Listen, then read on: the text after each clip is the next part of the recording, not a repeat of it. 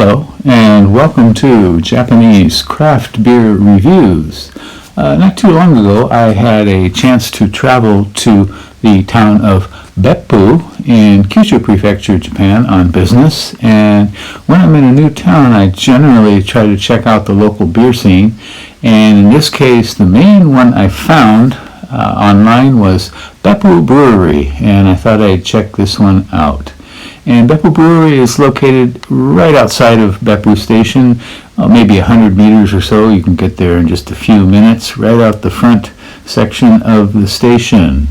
But where is Beppu anyway? Let's find out.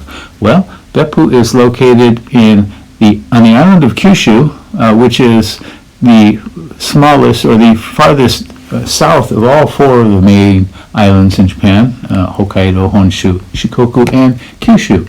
And it takes, from Osaka, it takes maybe about 3.5, 4 hours or so to get there by train. From Tokyo, quite a bit longer. It is a hot spring resort, and as you'll see right here, it has a lot of water coming out of the ground. There are hot springs everywhere, and some are fancy, some are pretty basic, and I managed to get to one of the more basic ones just for an hour-long soak.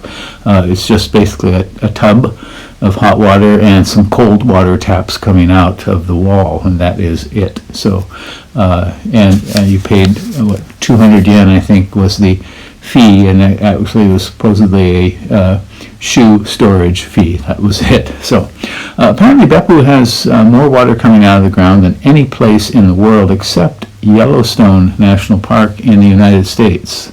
The town has a rather strong, not all of the town, but most of the town has a sulfuric kind of smell to it. So, and the water is very, very sulfuric. My towel was kind of stained a little bit with the mineral content of that. But anyway, let's get back to Beppu Brewery.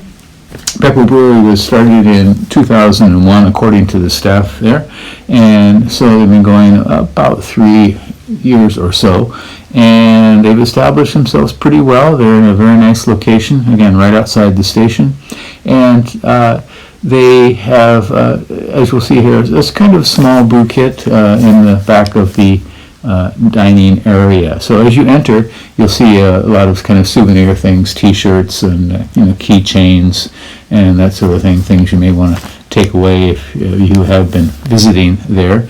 And you'll also find a big range of their beers in a cooler in the front too, and you can buy these to take away. I didn't buy any, but I of course sampled quite a few in the brewery.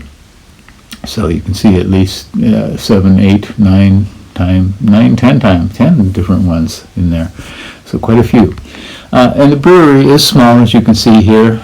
You can see the fermenters in there, and it's it's I guess you would call it a micro brewery, or actually a brew pub, because they do serve food on the premises. So I didn't have a chance to chat with the brewers. I saw one working in the back, but no chance to really chat with him. However, I did talk quite a bit to the staff, who gave me most of the information I got from about the beers and about the brewery. So as you can see, it's not a large facility at all. Pretty basic, but clean and modern for sure. And now, the tap room is rather small, but very well appointed, as you can see here, and the staff were quite friendly. It was not crowded on the night I went, but I got some good advice from the staff. Here's their craft beer menu, and take a look at a few here. I had these ones here: Yugari Pills, Yukimura Haze, and Kabosu Saison, and which I will talk about in turn. And you can see the prices here. They were 600 for a small and 900 for a large beer, all of them. And so a mix. They had maybe 10 beers on tap, I believe, and I got to try 1, 2, 3, 4, 5, 6 of them when I was there. So I had these 3 in a sampler set, and then a little bit later on I did get a taste of the soaking in mosaic, which was free, and they gave me a generous sample of that, and also the Oni IPA. That was my last beer of the night. I had a good-sized glass of that with some food as well. I think I had fish and chips there.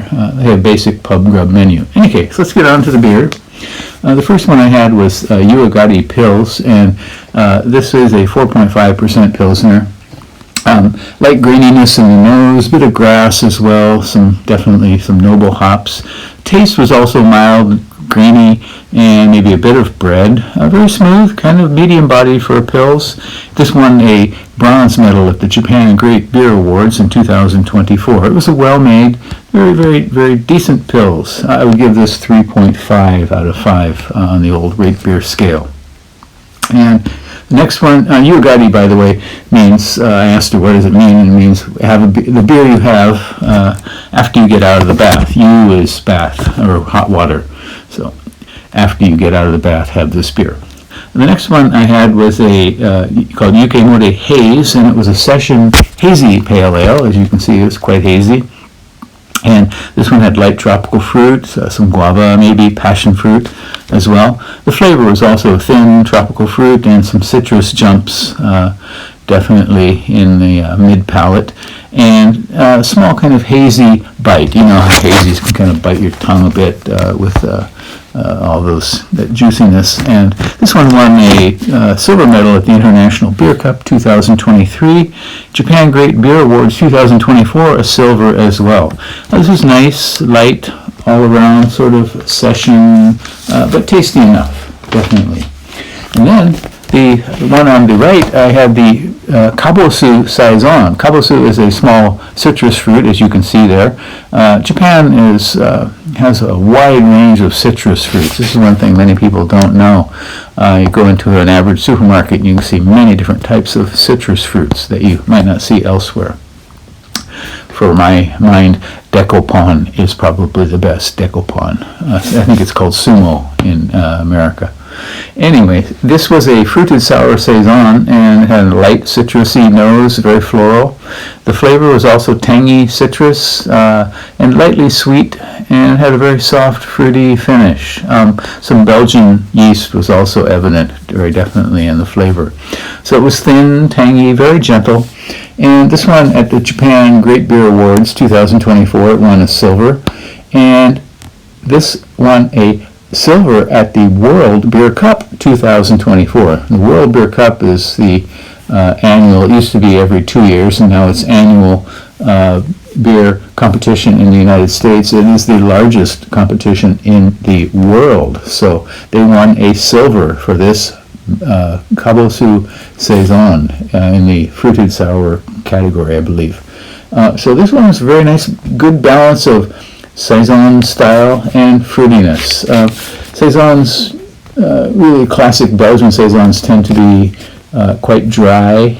This one was fruity, a little bit sweet, but overall pretty good. And then I had the big one I had at the end of the night before I left was the Oni IPA. And this was an Imperial IPA at 9% alcohol by volume. And this one had a very nice, rich stone fruit aroma with some dark fruit in it. And the flavor was also was similar, very rich hops, some darker kind of stone fruit as well. Maybe, I don't know, persimmon or something like that. And a kind of scratchy hop finish for sure. So this one is very, very rich, the Oni IPA, and kind of tangy in the mid-palate, and lots of lingering bitter tracks, thick and tingling.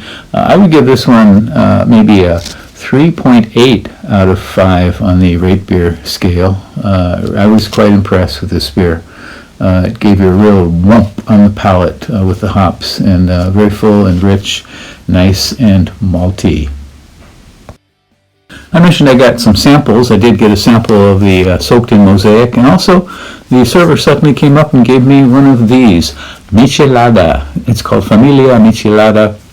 If you know what that is, it's basically a lager beer, and they put salt and chili powder and other spices around the rim, much like a margarita. And so with each sip, you're getting a blast of salt and chili spices. Not my favorite style, but it was nice of them to give it to me anyway.